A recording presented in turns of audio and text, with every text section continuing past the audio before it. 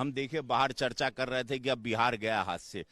कि मोदी जी ने कहा कि राहुल गांधी वही बोली बोल रहे हैं जो पाकिस्तान की सरकार बोल रही है। एब्स्ट्रैक्ट में क्यों बात कर रहे हैं प्रधानमंत्री जी?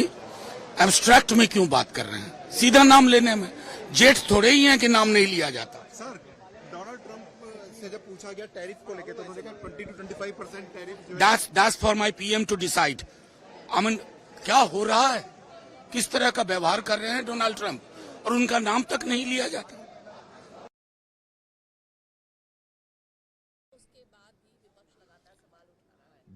विपक्ष का काम है, वो मान लेगा प्रधानमंत्री मोदी जी को। तो जिनके पास जो 40-50 सीटें बची हैं या उनके पास कुछ जमीनें बची हैं वो भी खत्म हो जाएगी। उनको कल ही के भाषण के बाद हम देखे बाहर चर्चा कर रहे थे कि अब बिहार गया हाथ से, अब उत्तर प्रदेश का चुनाव गया, बंगाल गया। ये भाषण जो प्रधानमंत्री जी का था उसने हमारी सरकार को और मजबूती दी, 140 करोड़ को और बल दिया, सेना को सबसे ज्यादा बल दिया। कल का भाषण एक विराट भाषण था, ऐतिहासिक था, सदियों तक याद किया जाने वाला भाषण था। आप मेरी बात याद रखिएगा। प्रेसिडेंट डोनाल्ड ट्रंप ने एक तो टैरिफ बढ़ाने की बात कह रहे हैं, दूसरी तरफ कह रहे हैं इंडिया हमारा दोस्त है, और फिर एक बार उन्होंने क्लेम किया है कि पाकिस्तान में युद्ध रोकने का जो था प्रस्ताव मेरा रिक्वेस्ट था।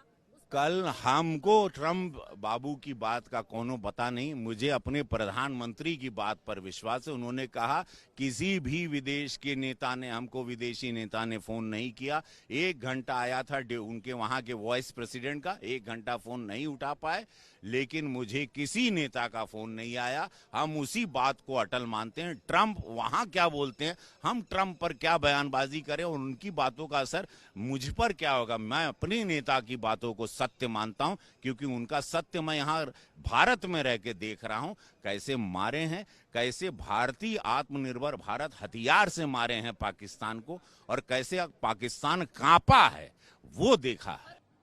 मोदी जी ने बड़ा स्पष्ट तौर पर कहा है, और ये देश के लिए दुर्भाग्य है कि मोदी जी ने कहा कि राहुल गांधी वही बोली बोल रहे हैं जो पाकिस्तान की सरकार बोल रही है। ये अपने आप में लोकतंत्र के लिए शर्मसार करने वाला दिन है।